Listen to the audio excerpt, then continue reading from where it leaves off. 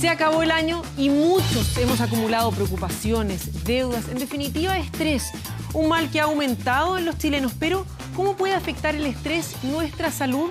Estamos junto al doctor Jaime Silva, el psicólogo de la Clínica Alemana y académico de la Universidad del Desarrollo, que nos va a ayudar a resolver estas dudas. Doctor, muchas gracias por acompañarnos. Hola, buenas tardes. Sí.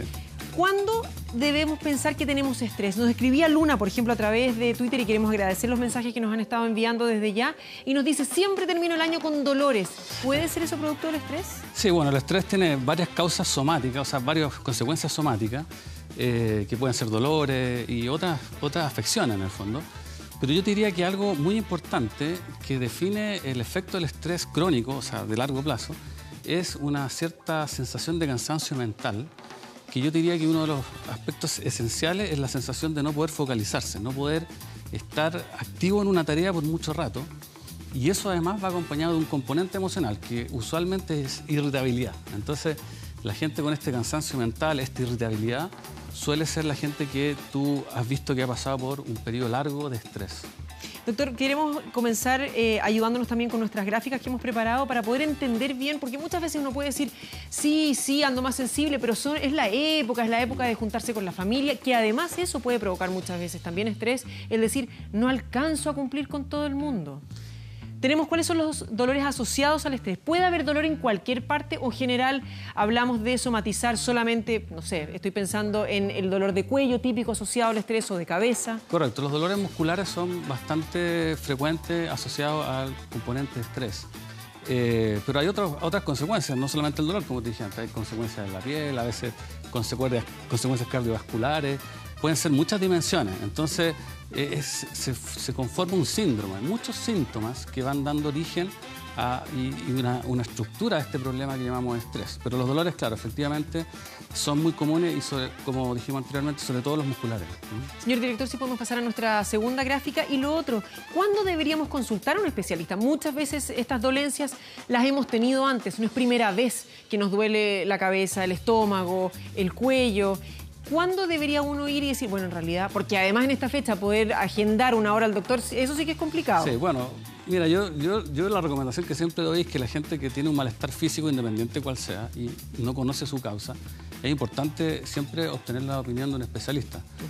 Nosotros en Clínica Alemana, por ejemplo, en la unidad de psiquiatría y psicología, recibimos mucha gente que llega por otras afecciones, como te decía. Por ejemplo, una persona con problemas a la piel, que parece algo tan distante, muchas veces esos problemas se originan en factores también que son o tienen un contenido emocional, ¿ya? Y en ese sentido el estrés es uno de ellos. Doctor, tenemos muchas preguntas que vamos recibiendo a través de las redes, pero salimos a preguntarle a usted qué es lo que le preocupa, cuándo un estrés le puede afectar a la salud y cómo. Esto es La Calle Pregunta. Buenas tardes, me llamo Piero Rifo, me gustaría hacerle una pregunta al doctor. Quisiera saber en qué casos corresponde consultar a un médico por casos de estrés. Bueno, es un poco lo que estamos hablando antes. Cuando uno tiene una dificultad en concentrarse, una dificultad en mantenerse en una tarea específica de tu labor, de tu trabajo, y además con un sentido y una sensación de irritabilidad muy alta, eso puede ser un síntoma claro de estrés. Y en general ese tipo de síntomas pueden ser, te puede ayudar un profesional a trabajar sobre ellos y de alguna manera a ir solucionándolo. El manejo del estrés requiere un esfuerzo, requiere un tratamiento, requiere unas acciones que deben realizarse. El estrés no se quita solo, digamos. Hola, mi nombre es Verónica, yo soy profesora, trabajo en el primer ciclo de enseñanza básica y a mí me interesaría saber qué técnicas se pueden usar para evitar el estrés, dado que por mi trabajo no tengo mucho tiempo. Bueno, el manejo del estrés en general requiere que las personas tengamos hábitos de higiene del estrés, que se llama. Es decir, no es bueno tener una preocupación por mi estrés solo en un periodo del año. Yo te diría que la gente que tiene mejor manejo del estrés es la que tiene un hábito permanente. Y en ese sentido, yo recomendaría tener actividades paralelas al trabajo que tengan tres componentes: que te guste la actividad, que sea una actividad que te permita estar activo mentalmente y que sea una actividad que tú puedas realizar al menos 2 o 3 veces por semana. Si tú logras realizar eso, tú vas a tener un buen manejo del estrés durante todo el año. Y ese es el mejor escenario, en el fondo. Hola, mi nombre es Catalina. He escuchado que existe el estrés bueno y el estrés malo. Quería saber si es real y cuál es la diferencia. Sí, efectivamente, el estrés, que podemos definirlo como un desafío donde las personas deben resolver una situación, un problema, puede ser también una fuente de mucha motivación y una fuente también de grandes satisfacciones. Sin embargo, cuando el estrés te resulta imposible o muy difícil de superar, puede generar consecuencias que se asocian a lo que se llama estrés tóxico. Entonces, en ese sentido, sí puede haber un estrés positivo donde yo tengo control y un estrés negativo donde yo siento que no logro manejarlo, que yo no tengo el control sobre él. Hola, mi nombre es Jorge. He escuchado que el estrés proviene de una mala alimentación o falta de ejercicio. ¿Es cierto? Es cierto, y completamos la pregunta, ¿es cierto que cambiando los hábitos de alimentación y el ejercicio podemos tener un mejor resultado? La alimentación, o sea, todo lo que uno, lo que es parte de la alimentación es relevante para un ser vivo, ¿ya? Y en el manejo de las emociones no es diferente. Hay algunos alimentos que tienen precursores de ciertos neurotransmisores del cerebro, en el fondo, que favorecen, por ejemplo, la autorregulación. Por ejemplo, el chocolate, el salmón, tienen este componente que se llama triptófano, que es el precursor de la serotonina, y que, claro, cuando tú lo consumes, eso te ayuda, ¿no es cierto?, a el manejo emocional. O sea que es cierto, doctor, que cuando uno come chocolate le baja el nivel del estrés y se puede sentir mucho mejor. Es correcto. Estupenda forma, entonces, y ahí tenemos una razón más para poder comer eso que está rico. No sé si completo la actividad física que preguntó también. Claro, bueno, la idea es poder combinar las dos cosas, Sí, ¿no? la actividad física puede ser un reductor de estrés, pero no para todos. O sea, es importante que a la persona le guste el deporte. Si a la persona no le gusta, puede estar entre la lista de los estreses de la vida, en el fondo. Hola, mi nombre es Patricia. Quería saber cómo bajar los niveles de angustia en estas fiestas de fin de año. Bueno, la recomendación en las fiestas de fin de año yo daría dos, en el fondo. Una es prepararse, ya cuando la gente en el fondo anticipa y se prepara para estos eventos, evidentemente maneja mucho mejor las situaciones. Y la otra, que no es menos relevante, yo diría que uno debe dotar de sentido y de un valor emocional a lo que hace en estas fiestas, independiente de la religión.